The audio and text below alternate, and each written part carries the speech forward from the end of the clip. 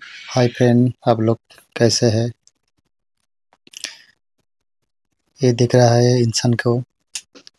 इसको हम पूछे थे आप कितना साल नहीं नहाया, तो हमको बोला 1 साल। ऐसा आदमी जो आप लोग को मिलता है तो प्लीज़ आप लोग एक काम करिए, जितना हो सकते हैं आपको तरफ से कुछ खाना दीजिए। रुपया ने क्या रखा है, हम लोग कुछ नहीं लेके आया था। जो अच्छा कर्म करेंगे तो अच्छा धर्म होगा। সকলের কাছে হাত জোড় করে রিকোয়েস্ট করছি, এই অসহায় মানুষদেরকে দেখতে পেলে আপনার সামর্থ্য অনুপাতে আপনারা হেল্প করবেন। সকলেই মানুষ, জন্ম নিয়েছি, স্বাভাবিকভাবে জীবনযাপন করার সবার অধিকার আছে।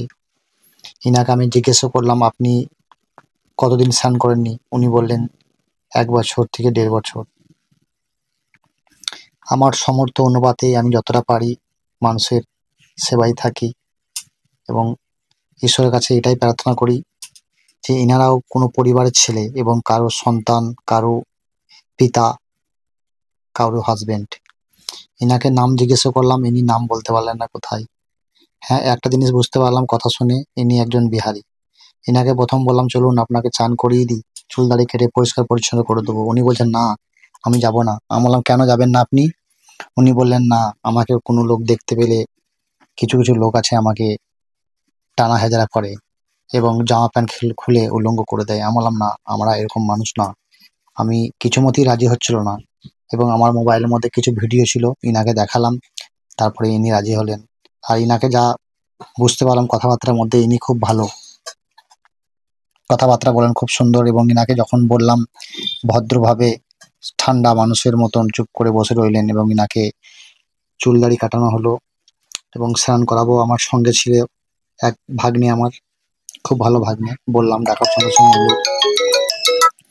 আরেক দাদা ছিল আমার, সমীর দা, উনিও আমার দাদা এবং উনিও অনুকূল ঠাকুরের ভক্ত দীক্ষিত। আমিও অনুকূল ঠাকুরের ভক্ত দীক্ষিত। সকলকে জয়গুরু জানাই, গুরু ভাইদের। আমার সামর্থ্য অনুপাতে ইনাদেরকে হেল্প করি। আপনাদেরকেও বলছি এরকম মানুষ দেখতে পেলে কেউ ঘৃণা করবেন না, কারণ ইনি আজকে এই অবস্থায় আছে, কালকে আমরা ওই অবস্থায় হতে পারি। এই ভিডিওর মাধ্যমে একটাই মানুষকে আমি সূচনা দিতে চাই, এ কাউকে ছোট ভাববেন না। ঈশ্বর সবাইকে সৃষ্টি করেছেন এবং সবারই গায়ে রক্ত লাল। আমরা কত দিকে কত টাকা খরচা করে দিই, রেস্টুরেন্টে যাই, ভালো খাই, ভালো পড়ি। ইনাদেরও একটা জীবনযাপন আছে। উল্টো পাল্টা দেখে টাকা খরচা আমরা বহু করি। ইনাদেরকে যদি কিছু টাকা আমরা হাতে দিই এবং কিছু টাকা যদি খাবার কিনে দিই, এদিকে ঈশ্বর আমাদের মঙ্গল করবেন এবং পরিবারের মঙ্গল করবেন। আমি এইসব কাজ কেন করি? আমি করি যে মানুষ হয়ে মানুষ জন্ম নিয়েছি, যতটা পারবো মানুষের সেবা করব এবং ঈশ্বর আমার মঙ্গল চাইবেন, সকলেই চাইবেন। এবং আপনারা আমার ভিডিও দেখেন, আমার খুব ভালো লাগে আপনারা এত সুন্দর সুন্দর কমেন্ট করেন। কমেন্টের মাধ্যমে জানাবেন আপনারা কোন জায়গা থেকে ভিডিওটা দেখছেন এবং আমার হেল্পিং ভিডিও কেমন লাগে। এবং আপনাদের যদি ইচ্ছা থাকে মানুষকে কিছু হেল্প করার জন্যে, আপনারা কিছু আমাকে সাহায্য দিতে পারেন। এবং আপনাদের বাড়ির মধ্যে কাউরি বার্থডে থাকে, বার্থডেতে হাজার হাজার টাকা খরচা না করে আপনার সমর্থ অনুপাতে আমাদেরকে কিছু টাকা সাহায্য করলেন, যতটা পারলেন আপনার সমর্থ অনুপাতে। 100 টাকা, 10 টাকা, কারণ 10 টাকা যদি আপনি দেন, 10 টাকায় মানুষকে একটা বিস্কিট কিনে দেওয়া যাবে, কারণ কিছু মানুষের হেল্প হবে।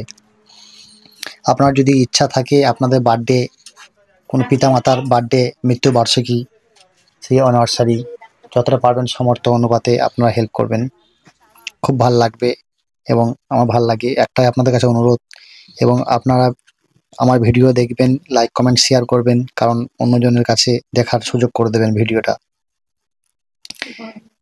जो ये वीडियो देख रहा है सभी को मेरा नमस्कार।